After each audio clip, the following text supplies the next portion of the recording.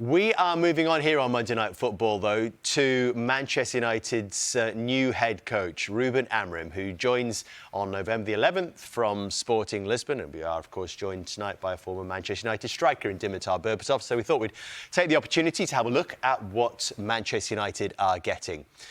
Sporting, as you can see, are pretty good at most things, dominating in Portugal. Top for goals, the expected goals categories, the best defence in the league as well. They have the fewest chances against them. They dominate possession with the most short passes and progressive carries. And they're also third in the league for final third tackles that they make. This is what Ruben Amorim is moving towards. The job that he inherits is a team which is really struggling at the top end of the pitch. You just don't expect to see this from a Manchester United side. 18th for goals, the fewest since at this stage of the season since the 1970s. Also, XG against is not great either. They're not figuring amongst the very top teams in terms of possession or short passes. So all this has happened at Sporting Lisbon with a very distinct style of play, Jamie. So let's talk a little bit about this, because we've seen it, it can be described in either of these two ways, I suppose, 3-4-2-1, 3-4-3, but it all figures 3 or 5 at the back, which we don't see from Manchester United. And we don't see from many teams in the Premier League. We go back to Conte's time, winning 3 at the back. I think that's the only time we can remember that happening in terms of someone winning the Premier League title. But when you actually look at the numbers and you're just on the wagon wheel there, I think it's important that we say, because some people might say, but it's only Portugal. You know, maybe they said that about Arne Slot, it's only the Dutch league. Now, what you've got to remember is Sporting are the 3rd biggest team in that league. If they're above Porto and Benfica, who are established Champions League clubs probably over the last 20 years. Porto took, I think, Arsenal to penalties last season, so they're no mugs. So for them to be first in everything and be top of the league in Portugal is an amazing achievement, and hence why he's got the job. But I think in terms of we're all fascinated, not that there's just a new Manchester United manager, it's just that the setup of the team is going to be different than what we've seen in the past from Manchester United and most coaches coming in. So what are the key features of this team then, this Sporting setup? Well, what I will say is I had a good look at Sporting sort of towards the end of last season, and the reason being was I thought Ruben Amorim was going to get the Liverpool job. That's what I thought. After Xabi Alonso dropped out the race, I thought it was going to be this guy. So I had a little look, and the actual middle centre-back's interesting, Diamande here, because last season that was Sebastian Coates, who I played with at Liverpool. So I watched them building up from the back. So building up from the back, the two centre-backs used to come a little bit narrow, and Sebastian Coates it was, and I imagine Diamande does a little bit the same here. At times, the middle centre-back would go into there, and we've seen John Stones do that, for Manchester City at times. And he'd almost create almost like a diamond here with the goalkeeper and try and play out from there. But Inacio, there's no doubt, he's almost like the best on the ball. They try and build up from the back through him. What's interesting is you've got your two central midfield players, but the wing-backs. And that's, I think, the one area where when you look at Manchester United's squad, because we know centre-back-wise, they're quite covered in terms of the numbers now. They've probably got 5 or 6 centre-backs at the club. You do scratch your head and think, what is he going to do wing-back-wise? Because it is a specialist position. But when you actually look what he's got here for Sporting, he's certainly on one side, he's got someone who's more of a winger. So we're trying to think of maybe Manchester United, what would they do? Would it be a winger in that position, or would the wide players come as number 10s? Because Manchester United have a lot of wingers. And then you've got your sort of 2 number 10s in these positions behind Gyökeres, who's been an absolute sensation as a centre-forward. And these players, we know them a little bit. I think these 2 players have both played for Wolves as well. So it'd be interesting again, will the wide players for Manchester United go in there, or it be a Bruno Fernandes type of player? So, but the one thing I would stress here is we're talking about what they're going to do with the ball. His team are dominant in Portugal, and I think it's really important when you're dominant in a lesser league is that you're going to dominate the ball more. Manchester United are not one of the top teams in this league, so they're going to be against the ball. So his out-of-possession setup is going to be vital between now and the end of the season to try and make Manchester United competitive and see if they've got a chance for Europe or an outside chance for the top 4, maybe. Do you think it would be strange, Jimmy, if this manager, this coach has used this formation for the whole time he's been with Sporting Lisbon or something similar, that he would move away from this just because he's moving to a new club? I think the first thing he's probably doing it right now, assessing what type of players he's going to have in United. Are they going to fit his way of playing? If not, is he going to bring new players? But for sure, I think he's going to stick with the same system. At least give it a try. Give it a try and see how it's going to be working. I agree with Jamie in a way that who are going to be the wing backs? This is going to be a problem for United, in my opinion, because you need someone who is really the whole game, up and down the pitch, up and down the pitch. And who this is going to be?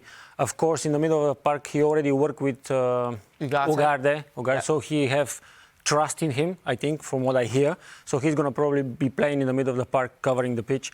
But up front as well, it's interesting because this guy, Victor Gyökeres, he's scoring goals for fun right now.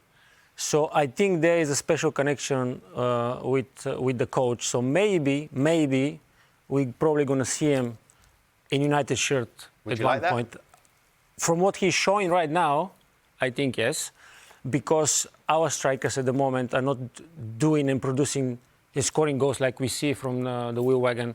18 in the league for scoring goals, which is embarrassing for a stature of club like United. So this is a position that I would like to see improvement. Well, Jamie's had a little bit of fun and a little glimpse of the future.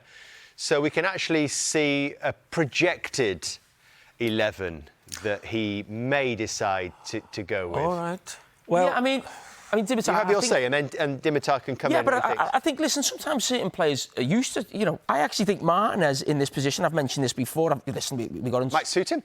Might suit him, gives you that balance with a left foot.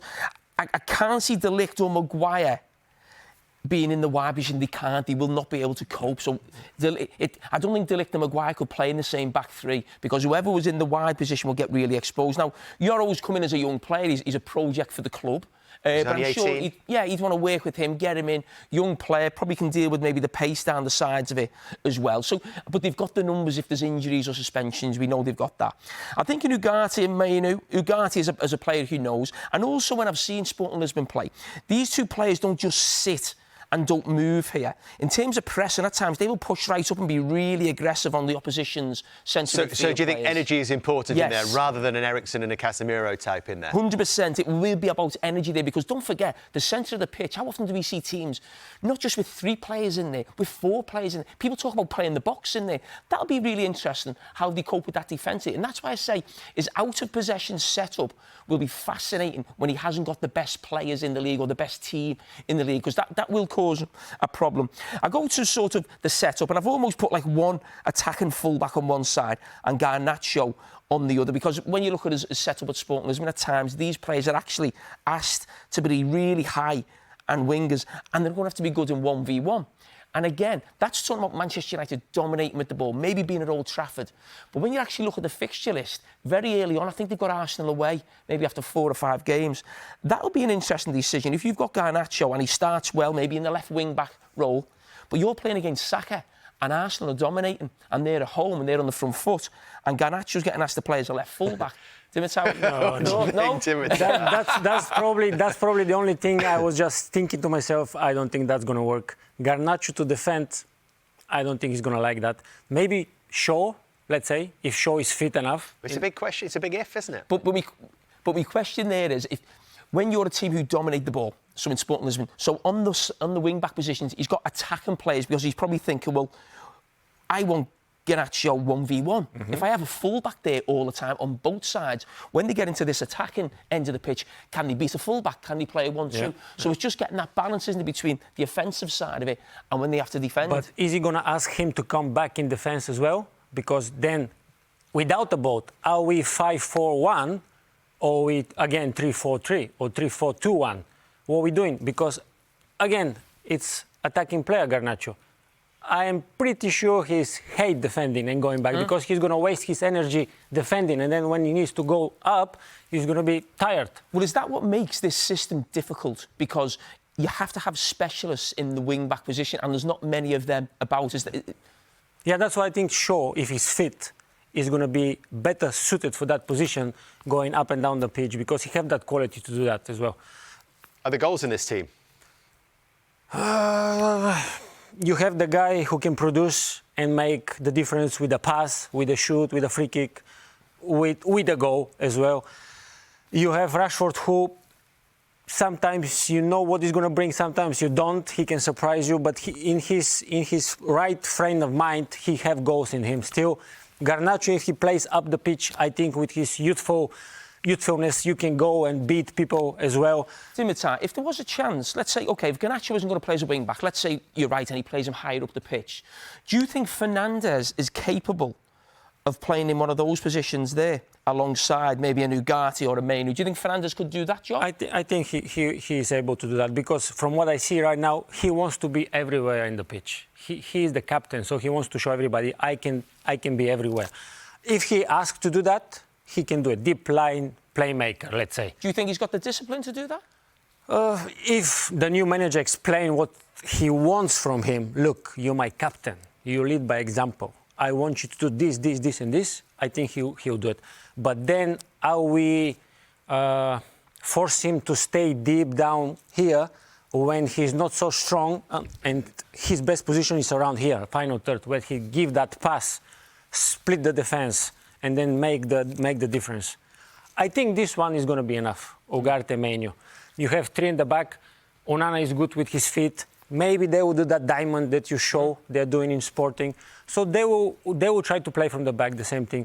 But these players, they need to be good on the ball and intelligent enough to split the line with the passes with the ball. We know from Ruben Amorim that his preference would have been to come at the end of the season. He would have had a pre-season to work with some players and maybe bring in some players who are used to the way that he plays. Maybe he's already seen the squad and thinks they need a bit of an injection.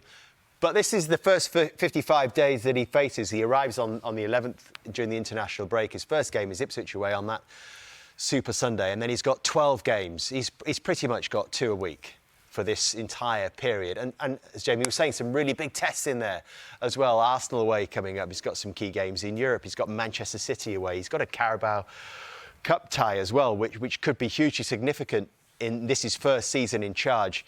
And before this run of games is finished, he's got to go to Anfield as well. How hard is it going to be for him to get his message through, to create what he wants in terms of in possession and out of possession, with all those games to manage as well? Well, I think that it doesn't matter which the opponent is. Now in the situation United are, you need basically, in the Premier League, you need the points to get higher into the table. In Europe, you need the wins as well. So for him, the assessment of the players that he have now in the team is very important. It's crucial to know, okay, I can count on this player to fit into my system and then go up from there. If, though, the question in my mind is, if they are not fitting into his system, what is he doing then? I think that's a really important point, because we've spoke for years about Ten Hag not really having an idea. What's his style of play? What's his plan? I think if Ruben Amorim comes away from that so quickly, I think he's almost got to say, this is what I'm about, this is my plan. Almost the players mightn't be 100% suited, because they won't be. They're not his players, they're not the squad he's built. But he's almost got to put an idea into this team about what he wants, his principles, his play, his system. And he's almost, not writing this season off, but he's almost building a lot of this squad, not everybody, for next season, and then get into the summer transfer window and bringing players in that suitor. Well, final thought on this. And I'm sure that any Manchester United manager really has the luxury of writing a season off. He arrives with the team in 13th. What do you think would be acceptable by May? Qualifying for Europe, at least. I think they can manage. It's a long way off, isn't it? It does, but at the same time, not, because as we can see, City can lose points, Arsenal can lose points, Liverpool is to the top, all right, but they have a chance. And I'm curious to see, coming into the team, is he going to stick to the system that brought him success in Portugal? Yes, Portugal, a good league, but Premier League, you know, guys, it's up there, one of the best in the world. So is he going to stick to the system? Or when he sees the players say, okay, we need the points, we need the results, we're going to change it a little bit and maybe see what happens. Can't wait to see how it all unfolds. It's going to be fascinating to see it play out, isn't it, with Ipswich, that first game on the Super Sunday in a couple of weeks' time.